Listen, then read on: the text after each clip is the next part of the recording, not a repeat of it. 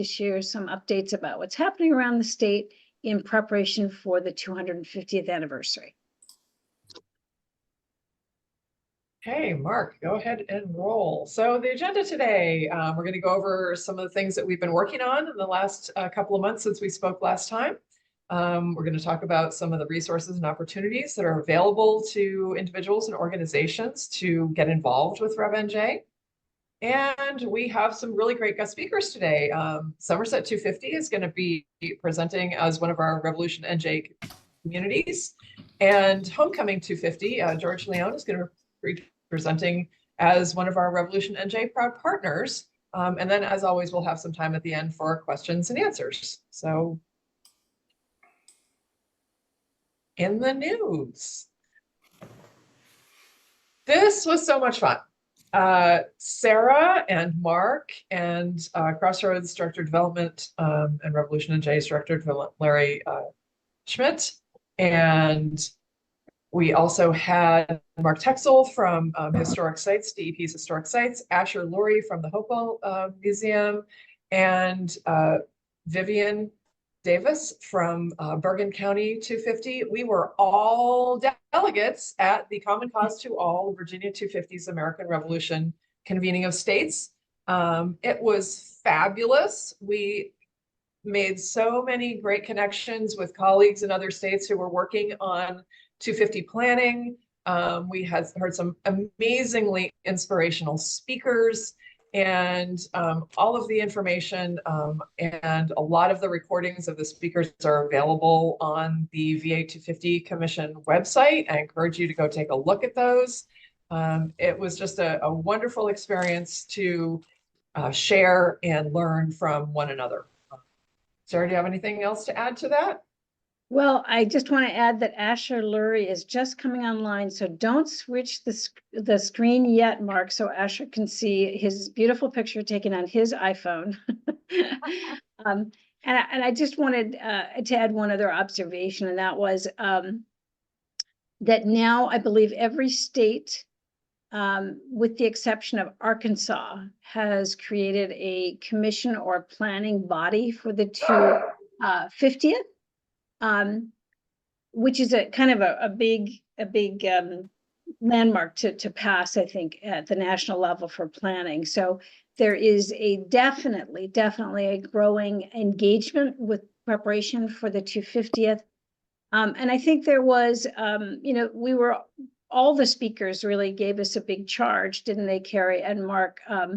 A big charge, which is to grasp this opportunity as one to make a positive impact on bringing our neighbors and our communities together to re-engage with those ideals of the revolution of equality, justice, liberty, and really invite our communities to enter into that conversation. And I thought it was very inspirational to hear that really call to come together to support one another in this work, and that this work is important. It's terribly important. So I think we all came away inspired by that.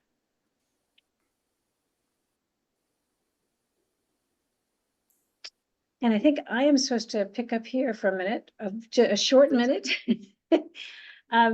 And I want to just note that the RevNJ team is really hard at work covering the state and doing all we can to engage with as many of you or as many of your neighbors and communities as we possibly can.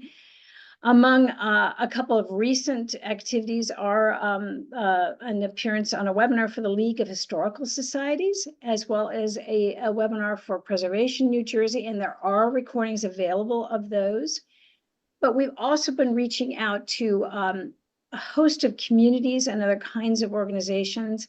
And in a minute, I'm going to hand it off. In fact, right now, I will hand it off to Mark, because I think, Mark, you might want to even share with everyone some of the other groups you've been meeting with around the state, which is super exciting. So I'll hand it off to Mark Lawrence, our chief public historian. Yeah, I mean, I think one of our big goals, as folks know, is to create a big tent to bring in organizations and folks around the state outside of our history groups and arts and cultural groups, really talking to community organizations, small businesses, folks that are going to help us kind of be advocates for the 250th and expand who we reach ultimately with this. So we have been meeting with organizations such as the Hall of Fame and AAPI New Jersey to really try to diversify the voices and the reach. So we're excited, and if you have an organization yourself that you would like us to speak to, or are aware of another group, we're more than happy to meet and talk with them.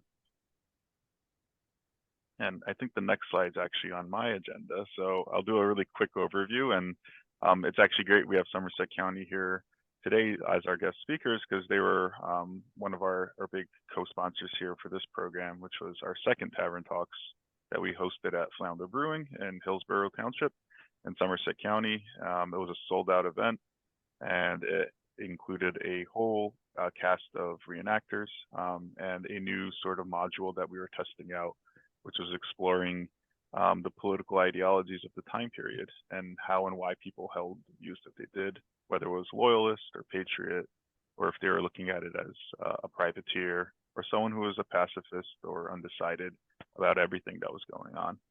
So it was a great opportunity for members of the public to enjoy a local brewery, and then also be able to dive into these historical questions by asking our reenactors these hard-hitting questions of why they believe what they believe. And we are going to be planning our third one, which will be announced shortly. We are hoping to host that in May or June of this year.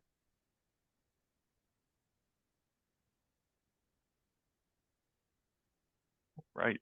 We also have, as you can probably tell by this slide here, our active community and proud partner programs for RevolutionNJ. The numbers keep growing every time we show this slide. We just had a press release announcing that we hit 100 proud partners, which we're super excited about. And this is covering a cross-section of organizations, which is exactly what we're hoping for. So if you take a look at our website, you'll see who signed up.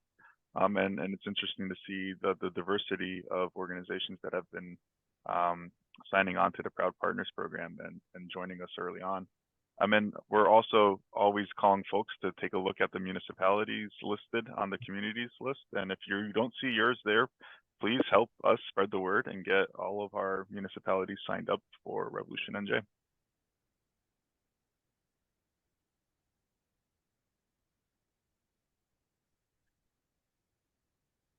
All right, we're gonna actually drop a poll in here right now, and we're gonna ask folks a very fun question, which is, we're taking the show on the road. We're gonna be hosting our quarterly meeting in person. We thought it'd be a great idea to get folks who would be interested in doing 250th work to meet in the same place and start discussing and collaborating in a more personal environment. So we've reached out to a couple of sites already to ask them if they would be interested in hosting. But we'd like to hear from you, and which of these sites would you most likely attend? Or if you have any other site that you would like to attend and you don't see it on this list, click the other button and definitely share it in the chats, and we'll take a look at it and tally up our results. And we'll pick the one that wins. I might not be here. Depends on July. So we're gonna, this is the interactive portion of the program. Very exciting. Is the poll working there, Mark? Oh, it is. I'm watching the numbers go up and down. Oh, good. Excellent.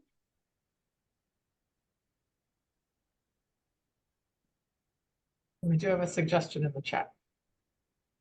And we have a 75% participation rate. This is great for a poll.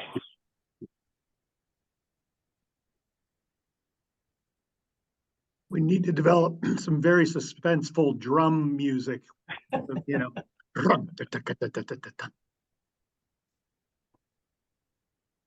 Well, I think most folks who've participated in it have, and if not, you could always reach out to us.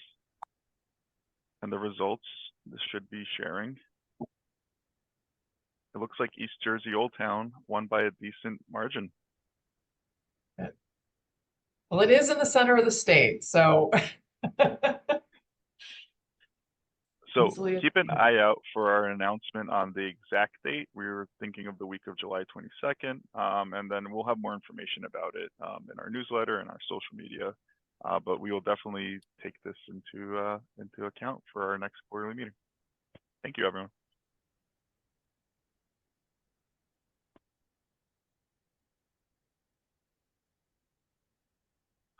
So this is another program that we're going to be launching soon. As you see from here, it's going to be running from May 1st to July 31st. And it was designed by Rachel Thimke and with art done by Sophia Hudzik from the RevolutionNJ staff, and a lot of work also coming from one of our interns, Erica Fugger. This is our big civic season project this year that we're trying to get folks who are, ages 18 to 30 involved in doing this. Obviously, it's open for the larger public too, but the goal here is to really get folks to interact with one of our larger themes of political participation.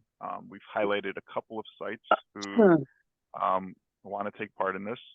And the idea for folks is kind of like a passport program to go around the state visiting these sites and collecting these buttons that have unique art that relates to the history of the site and of the political participation that they take part in.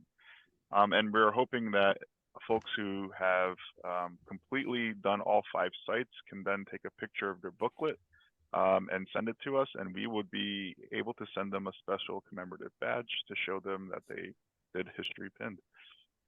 And this is a program that we plan on revisiting. So if you have a site that's not listed here or something that you would like to add on later on, please reach out to us. We are definitely open to revisiting this project in future iterations with different themes and different sites that we're going to be highlighting.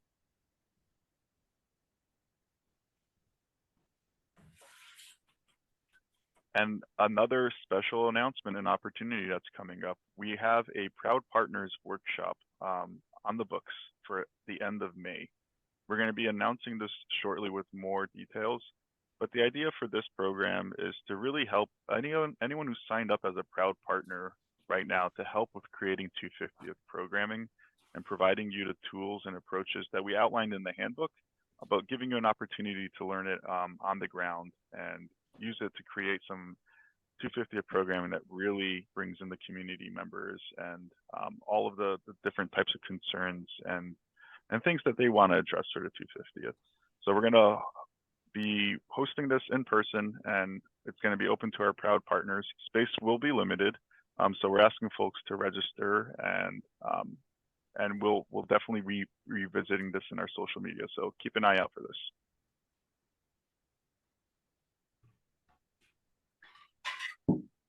Sarah, should I pass it off to you for this one? Sure. Among the several projects that RevolutionNJ is working on is the creation of a history, for a working title, I'll just refer to it as a history mystery podcast focused on the rich revolutionary history of New Jersey. So we do have right now out there an RFP seeking an executive producer for the series. It'll be an 8-episode series. And shortly after, shortly from now, very, very soon, in other words, we will have a second RFP out there looking for a historian to work in partnership with our producer to create this series. So please help us spread the word to anyone who might be interested.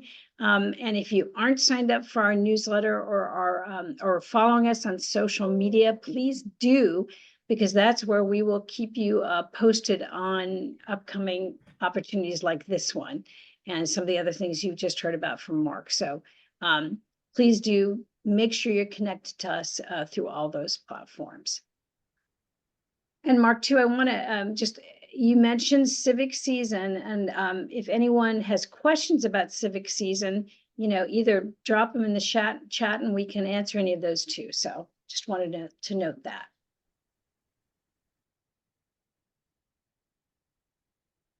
And just So Go ahead. Yeah, I was going to say just a friendly reminder. We have a number of resources for folks available online.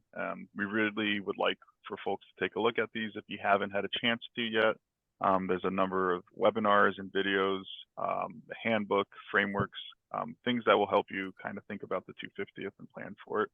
And then we'll be incorporating these in our future workshops too, and revisiting them too, so that folks have an opportunity to really dive into it. I'm going to pass it off now to Mike Keeler, who's our head of communication. Hi guys, Mike Keeler here. Just wanted to let you know that our calendar of events is up and getting pretty full on revnj.org.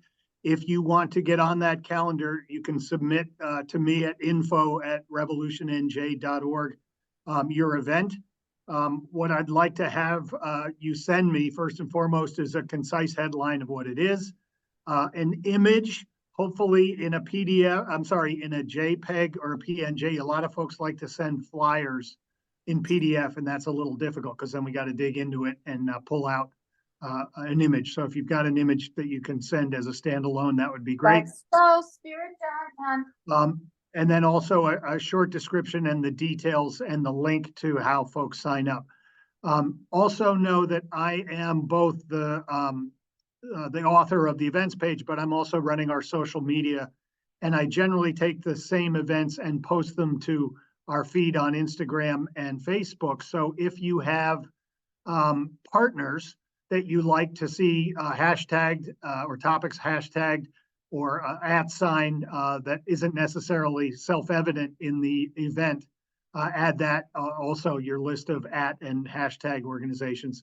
So if you send me those things at info@revolutionnj.org, I'll make sure I get it up on the calendar and also on our social media feeds and tag you on it so you know that we've put it up, because the more we feed off of each other, the more that the algorithms appreciate the growth of what we're doing. Thank you Just very a much. quick note, everybody, sorry, this slide didn't get changed. It's info@revnj.org, which Mark dropped in the chat. Thank you. The shorter version, just basically our website with the info in front of it. It is our distinct privilege to introduce our guest speakers. Just so folks know, we'll have time at the end for Q&A about everything we discussed today and everything that you're going to hear from our guest speakers. But it is my distinct privilege to first introduce Somerset County 250. We have the administrator of Somerset County and the mayor of Fanwood and past president of the League of Municipalities, Colleen Mahr here.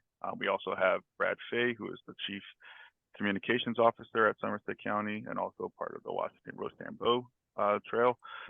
And Kaitlin Bundy, who is the manager at the Cultural and Heritage Commission in Somerset County. So I'm going to pass it off to them. They're going to share with us about their 250th plans, which we know is a lot. Hi, everybody. All right, so hi, I'm Colleen Mahr, and thank you for that kind introduction. And we have, in addition to Brad and Kaitlin, we have other members of our great staff of planning and cultural and heritage on here, because we've really embraced this ability to showcase Somerset County.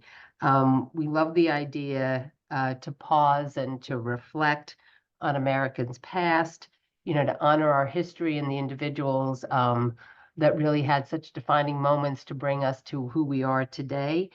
And we really think that this is a moment that we can actually look forward into the future to help educate the next generation on our rich history.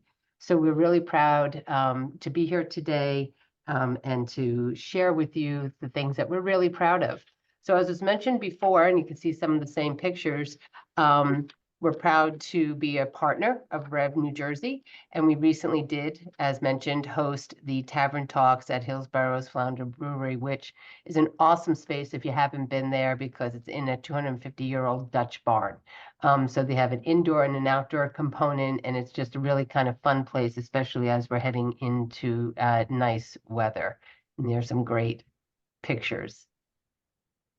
Brad, you want to move thank you. Part of our commitment to educate people about where we are, who we are in our past, we know we have to make investments. So with the support of our county commissioners, we really leaned into an opportunity that came our way with the travels with Darley. And so she was out here last year when we did our History on the Green and spent the day in Somerset County. And so we actually did a sneak peek of the preview that was launched probably a couple weeks ago before it went on to PBS at Flounder. And the episode was half of us and half of Middlesex County, and it was awesome. And it was really nice to see such a large, diverse crowd from Somerset County that came out. And when we did a panel discussion with Darley to ask questions about history, about Somerset County, her impression, and it was just and for us, we will be able to use these episodes to help us with our marketing when we get to that point of trying to attract people into Somerset County. So we like to kind of boast about what makes Somerset County special, sort of in this idea of celebrating our country's history.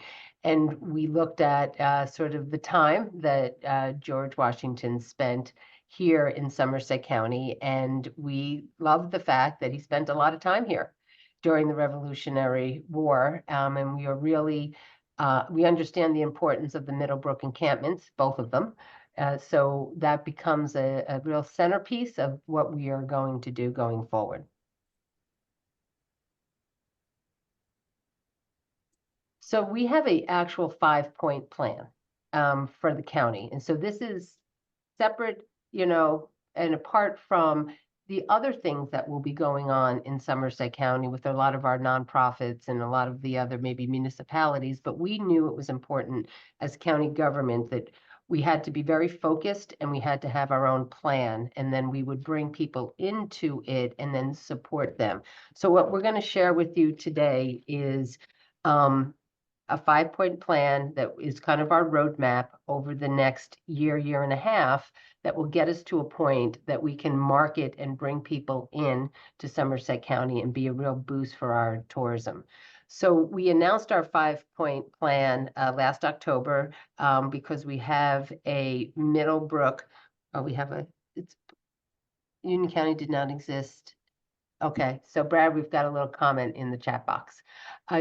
County Commissioner Doug Singletary and Melanie Morano announced our plan in October of 2023 at the Middlebrook Symposium, which was organized by the local history nonprofits, and it's a great weekend of over 100 individuals that come.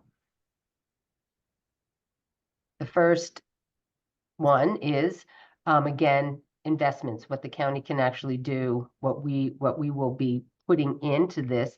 And we bought a piece of property, as you can see in the left, that is circled, that is outlined in yellow. Everything around that is green, so that's already part of our open space. And this is what was kind of referred to as the Patillo property. It was a gentleman's last name. It was located up high on a ridge, and actually General Washington used that as a lookout along the Watchung Range. So we now own that property. That is one of our commissioners. So you can kind of get a sense of what you can see. We are in the process of building a new access road to this, as it was a residential property and now will be part of our park system. So we are already underway with creating the road, and we have started the design plans to actually make an interpretive center up there. Brad. The second of our 5 points is the restoration archaeological, what we call Lord Stirling Park. So we are investing in professionals to help us actually do a dig that we will invite the community to come out. And we will do this at Lord Stirling Park. And this will begin at the home of William Alexander, who's also known as Lord Stirling. And we started the restoration at the mansion of the founding fathers, Elijah Bouzonneau, who was an early abolitionist and supporter of women's rights. So we see that this is going to be, we think, a lot of fun for people to come and help us kind of understand what actually was on those grounds.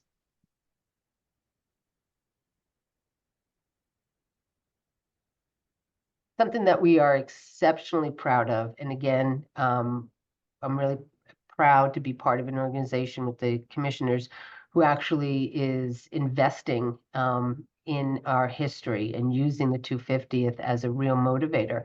We are acquiring 2 acres, and the property straddles both Somerset County and Middlesex County. So this is a really great example of a partnership that we have with our neighbors, where the Battle of Bound Brook was actually fought on, where 30 American patriots died in that battle.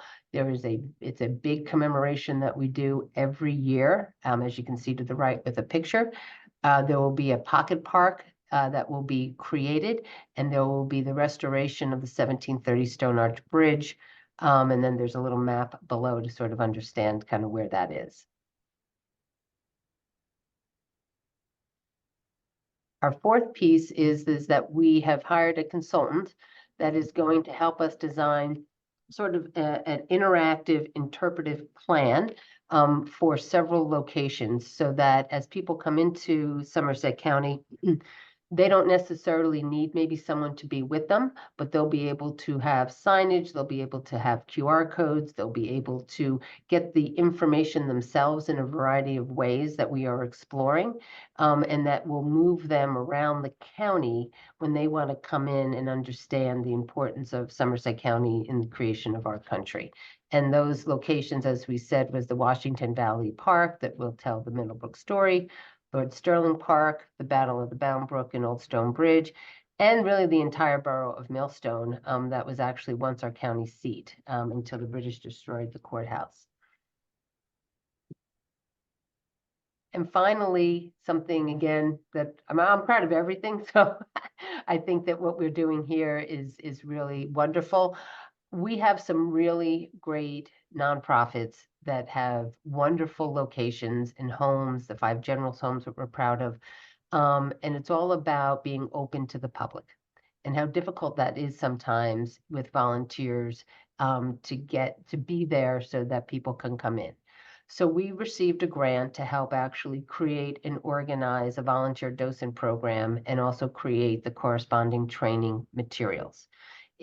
We have in Somerset County a volunteer services division. This is where already people can come if they want to volunteer. We do leaf raking for our seniors. We help in many other ways with hooking up people already. So this is kind of where the docent program will lay. And they will work with Kaitlin at Cultural and Heritage. So we're going to start with our 5 general houses, and then we hope that we will create a robust pool of trained history volunteers, because it's all about being open to the public when we start to promote why people should be in and visiting us. So that is our 5 points. And there's our 5 commissioners, and we were proud of our the help that we did to actually get Central Jersey region acknowledged, and that we will be using that proudly also in our marketing and tourism. So at this point, I guess if anybody has any questions, we would be able to answer them with Kaitlin and myself and Brad. I could jump in and just answer the question that's in the chat. Okay. When our team did the analysis of how many days in each county, we used the county as the counties as they exist today. So we knew what towns they were in, and then we figured out what county would that translate into today. Of course, Mercer County also didn't exist until 1838. So that was true for a number of counties. Well, if there's not any questions, thank you for giving us a couple minutes to share what's going on here. And we're excited just to be a part of this whole great organization. Mark, before you introduce our next speaker, I just want to jump in and thank Somerset County for that great presentation. I'm terribly excited about everything that you all are planning. And I think we'll have our next wonderful guest speak, and then we'll have time for questions at that point. And folks, please chime in with all your questions. You can even start putting them in the chat. So Mark, back to you. Yeah, definitely. Please put the questions in the chat. And yeah, it is my distinct privilege to introduce George Leone, who's the president and chair of Homecoming 250 Navy Marine Corps, the charity coordinating the Navy and Marine Corps' 250th celebration. He previously served as a judge in the New Jersey Superior Court in Camden and the Appellate Division. Earlier, he was an assistant at United States Attorney in Camden and the Chief of Appeals Division for the United States Attorney's Office for the District of New Jersey. He received from the Attorney General of the United States the Director's Award for helping to defend New Jersey's Megan's Law and the John Marshall Award for helping to lower crack cocaine sentences. He previously served as a Philadelphia Assistant District Attorney and Associate at the Deckert Law Firm in Philadelphia and as a law clerk for Judge and World War II Marine James Hunter III of the United States Court of Appeals for the Third Circuit in Camden. He is the son of a World War II Navy veteran, is a lifetime student of military history, grew up in South Jersey, graduated from Harvard College and the University of Chicago Law School, and now lives in Haddonfield. So please welcome George, who is also serves on a working group for ours too. So George, it's been great to been able to collaborate with you, and we're excited to hear a little bit more about Homecoming 250. Well, Mark and Sarah and Carrie, thank you so much for allowing me to speak. It's an honor to follow the excellent presentation by Somerset County, and we've been a proud partner of Revolution New Jersey even before they had proud partners, so we're delighted to work with them. And so let me give you a brief description of Homecoming 250 Navy Marine Corps. I apologize for two things. There's some Pennsylvania in here that's just not avoidable historically. And also, we're covering 250 years of history, so it's not entirely revolutionary, but I hope it will be a great revolutionary event for New Jersey. Let me start sharing the screen, and I'll try to go through these. Hopefully that appears on your screen as one giant image, so thank you. So that's our logo, as you saw, and the idea is to bring the Navy and Marine Corps' 250th celebration to New Jersey and Pennsylvania, because this idea grew out of New Jersey, and it's Pennsylvania and New Jersey thing. I'm going to skip some slides, but here Pennsylvania's got the history. When the Continental Congress was debating whether it should declare independence, it decided after Lexington and Concord that we had to defend ourselves. And so it created the three armed services, the Army, and then in October 1775, the Navy, and then in November 1775, the Marine Corps. And so the first officers and first ships for the Navy were launched on the Delaware. And here you see an image of Lieutenant John Paul Jones raising the first American flag, the Grand Union flag, on the first U.S. Continental Navy ship in Philadelphia in 1775. And about a month later, the Continental Congress decided they needed Marines to put on those ships, and they created the Continental Marines in their distinctive green uniforms. And although they were founded in Independence Hall just like the Navy, they much prefer to think they were founded in a bar, and the bar where they did their first recruiting drive, which is called Ton Tavern, which we'll talk about a little bit more. And one thing about this area, not just Philadelphia or Pennsylvania, is this area was a huge shipbuilding site for the Navy for over 250 years. The first naval shipyard of the United States was in Philadelphia. That naval shipyard subsequently transferred from Center City down to what was then, I think, League Island, and launched, among other things, you see in the corner there, the battleship New Jersey. But there were shipbuilders in New Jersey as well, particularly what was called New York Ship, which just churned out important ships all throughout World War I, World War II, and the Cold War. And both states produced tremendous naval and marine heroes. And although here you've got John Barry on the left and Stephen Decatur are both Pennsylvanians, but in the center it's New Jerseyans, Admiral Halsey, and I'm having a brain freeze, but I am having a brain freeze, but a Marine who won the Medal of Honor at Guadalcanal and then decided after being toured around the United States that he had to rejoin, and rejoined and died on Iwo Jima. And I just can't believe I can't remember his name. So we took this idea, originated out of the battleship New Jersey. We got all 14 secretaries of the Navy to endorse it, and we went to the current Secretary of the Navy, Carlos Del Toro, and he has now announced that the Navy and Marine Corps will come to Philadelphia in Camden in 2025 to celebrate their 250th anniversary. And the things, obviously there's great sites in Philadelphia like Independence Hall, which has the statue of Commodore Barry behind it, the father of the U.S. Navy. Commodore Barry is there because he was very important, but also because he was Irish, and the Irish got to build a statue, went out of their way to build a statue to him on Independence Mall. He and George Washington are the only statues that are there. But we're going to be having all sorts of events on Independence Mall. We're going to have a 250th celebration of the Navy. This is in October 2025. It's a 10-day celebration. We're also going to have a celebration of the Marine Corps in November 10th, their birthday. We're going to have a veterans gathering. We're going to have performances by the service bands and hopefully the Philadelphia Orchestra, and have fireworks and other exciting events that will attract people to the whole area, not just Pennsylvania.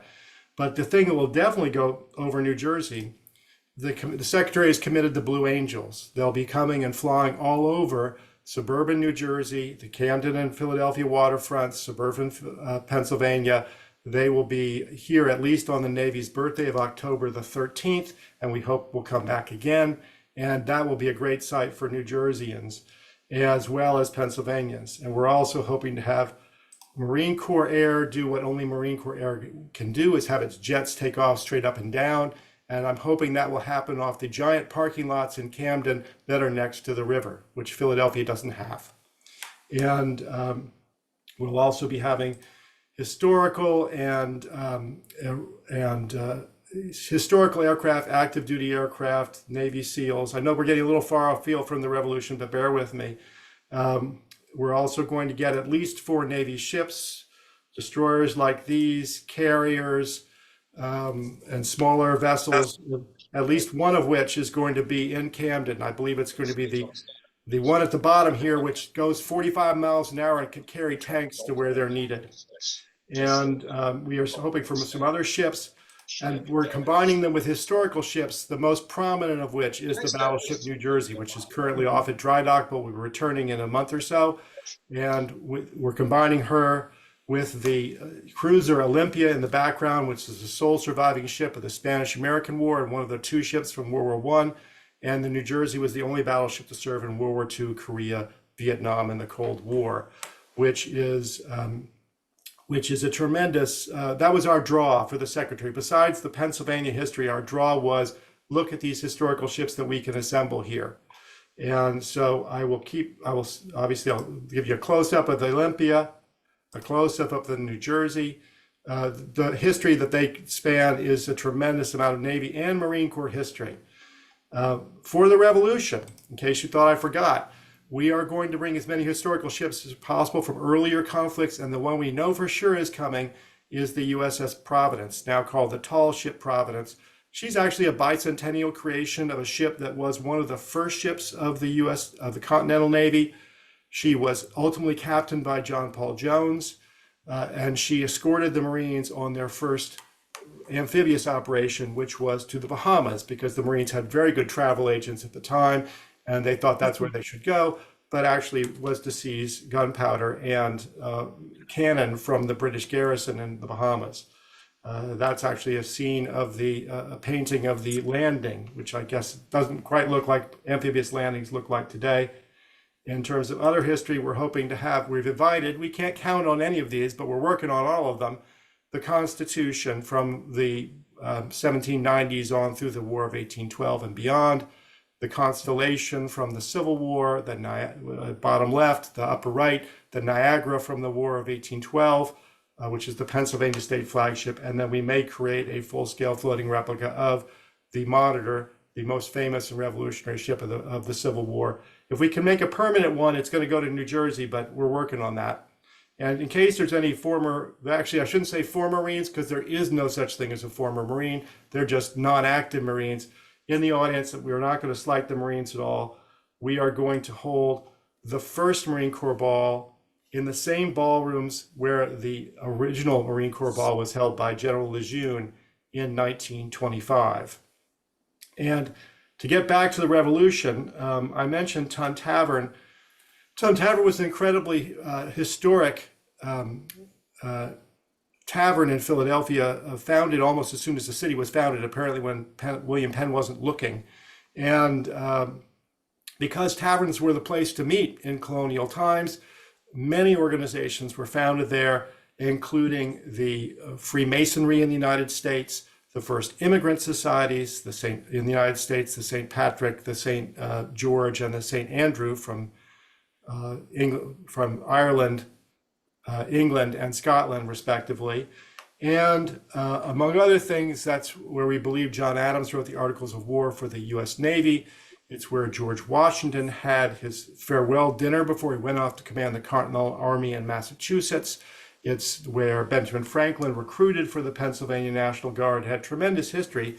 And every Marine is trained to know what Town Tavern looks like, that they were founded there, that it's in Philadelphia, and they come to Philadelphia to find it, only to discover that it was torn down before the Revolution was over.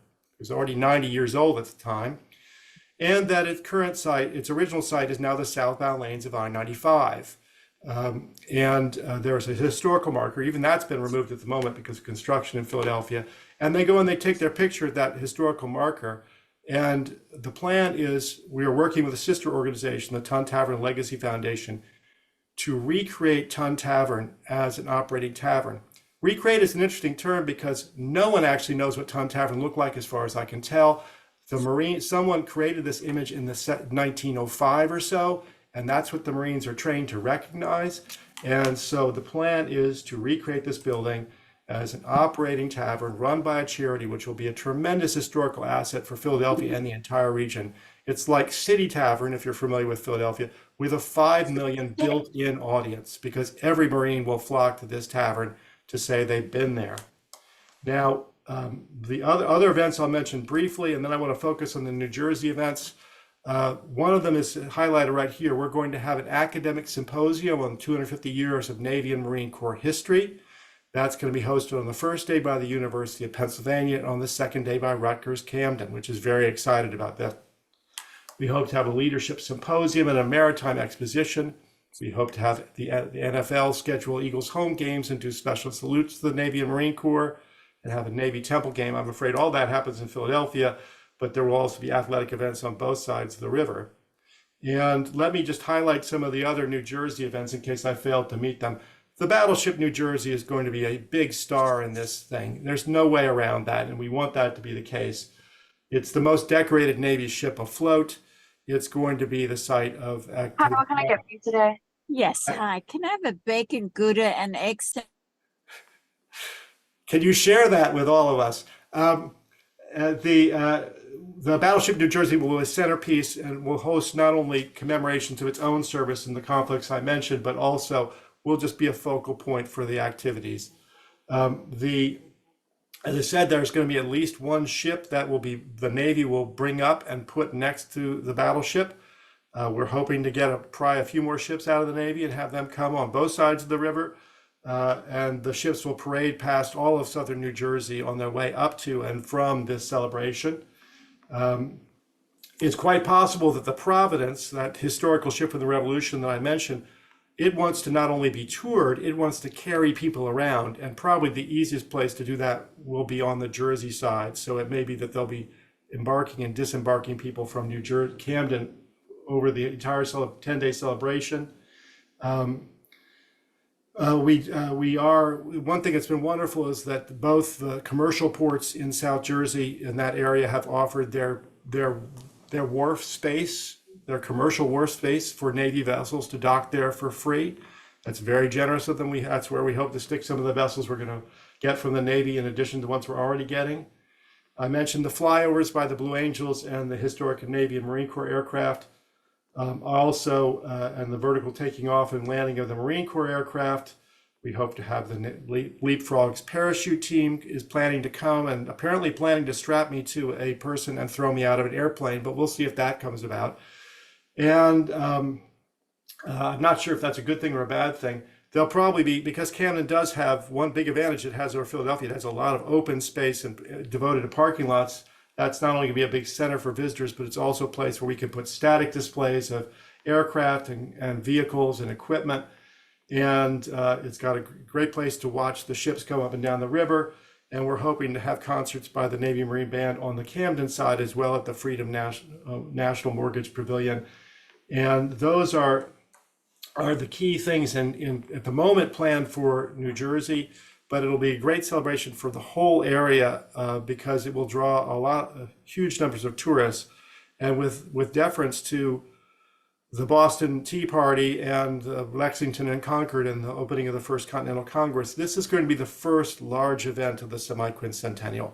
So I like to call it the grand opening. It's also going to be the largest event in the tri-state area that I'm aware of, and please correct me if I'm wrong, before we get into the summer of 1776, and it will also, or 2026, excuse me, and it will also be the largest event of the entire semi-quincentennial that's honoring those who have served and do serve in the military. Obviously, there'll be battle reenactments, but this will be, and there'll be reenactments for us as well, but this will be an event that really will focus national attention on the semi-quincentennial, on the birthplace of the United States and of its armed services, and really, I think, bring a lot of tourists and to the area, including New Jersey, and be a great thing for New Jersey residents and for the semi-quincentennial as a whole. So that's a lot. I hope I didn't go too long, and I hope that was helpful. Thank you very much for allowing me to tell you about it. Thank you so much, George, for that wonderful overview of Homecoming 250. Absolutely a lot of stuff going on in South Jersey that we hope folks recognize and tie into. It is a whole statewide commemoration, and as you reminded us, there's going to be a lot of folks in that area in 2025 celebrating, commemorating. And as Larry reminded us in the chat room, right, there's no fear of having to say, hey, I know this isn't the revolution. We're hoping that folks do programming like you're looking at, which is the whole 250 years of the history that's following. And that kind of time span of looking at that moment and then really bringing in all the sites throughout that 250 is one of our huge goals. So this is a great example of looking at that whole period of commemoration. And may I chime in, Mark? This is Mike Keeler. George, thank you for the passionate presentation. I wanted to give you the personal connection that my father-in-law, now deceased, is a former Marine whose daughter was born on November 10th. So I just want to thank you in advance for putting together what's going to be one hell of a 65th birthday for my wife. Well, thank you. Let me know how I can help out. Thank you. Well, I've just put our email address of the website of the organization. I'll put my own email address in so people can contact me. And first off, I want to know if your wife was induced. I would not be surprised. Your mother was induced. Your wife's mother. There we go. And because I wouldn't put that past a Marine, frankly. And the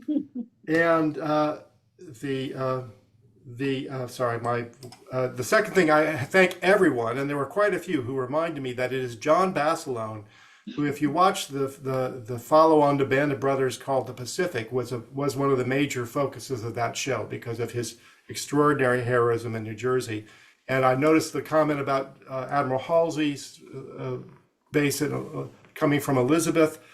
One of the things I love to point out to people is Admiral Spruance, because they were the two great admirals of World War II. He also spent a lot of his life in New Jersey. He would have gone to the academy from New Jersey if his mother back in Indiana hadn't put him through that way. But he loved New Jersey. That was a favorite period of his life, was living in New Jersey, which not everybody says. So this is a great celebration, and thank you everybody for allowing me to talk to you about it.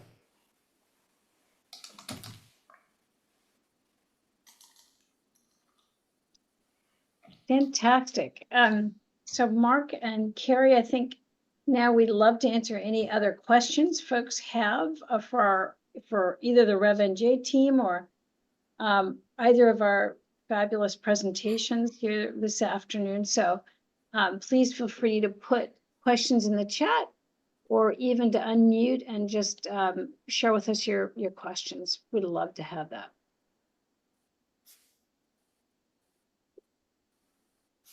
Well, I'll start off, George, one for you. And that is, I'm just wondering if we do have several museums that deal with aviation history. And I'm wondering, since there is a connection to the later vessels, whether any of those have gotten involved. I'm thinking of Naval Air Station Wildwood, for example, or some of the other, we have a couple of other aviation museums as well in the state. So I'm just wondering if they've gotten involved at all with Homecoming 250. I would like to involve Wildwood. I just haven't gotten around to it. So but I don't have a good contact there. So if anybody does, let me know. And if Sarah, if you do, please let me know, and I'll be happy to connect with him. It's a lovely little museum, and aviation history is part of this. So that's great. A lot of the aircraft that the Navy used in World War II were manufactured.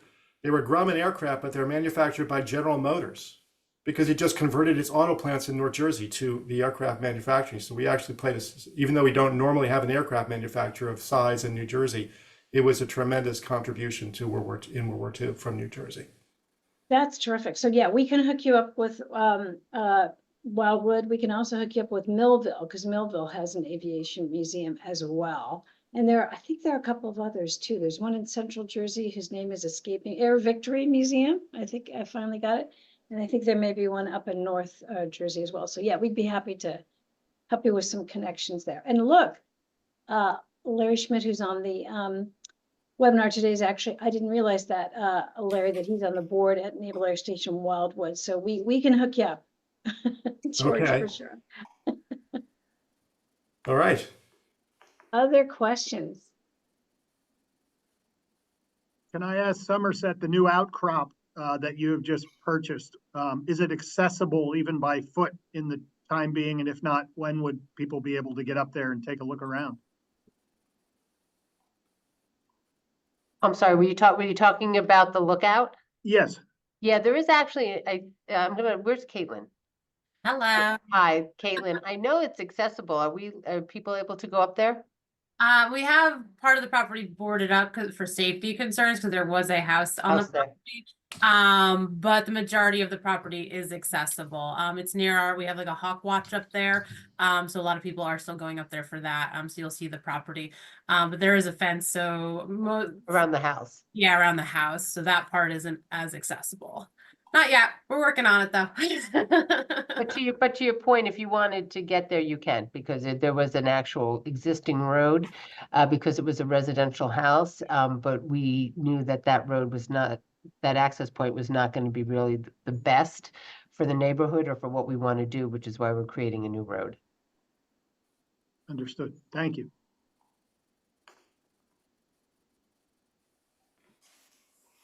Are there any other questions that we can help with? I've got some comments for Monmouth County, if it's time to speak. Sure thing. How you doing, Claire? Good. I was appointed to the advisory committee from the Monmouth County Clerk's office here for the Monmouth, New Jersey 250th. And since then, we have met with Middletown Mayor and Township about having a stories around the campfire evening this summer on a night of the full moon. So that's in the works for August 18th to kind of get the ball rolling.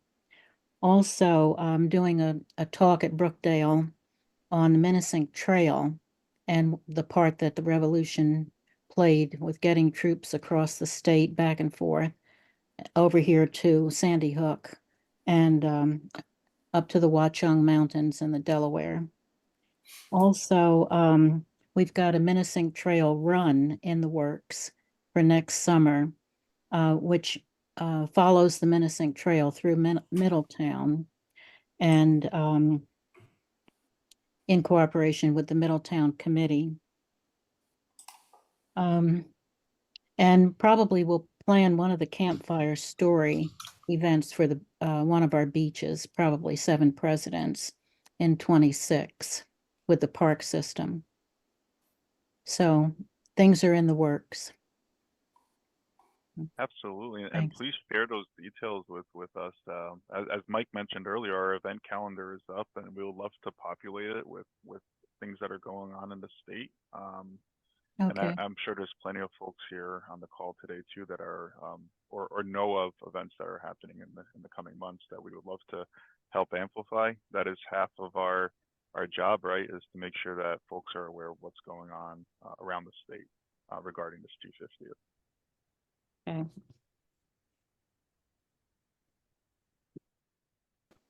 If I could add one more thing, Yes.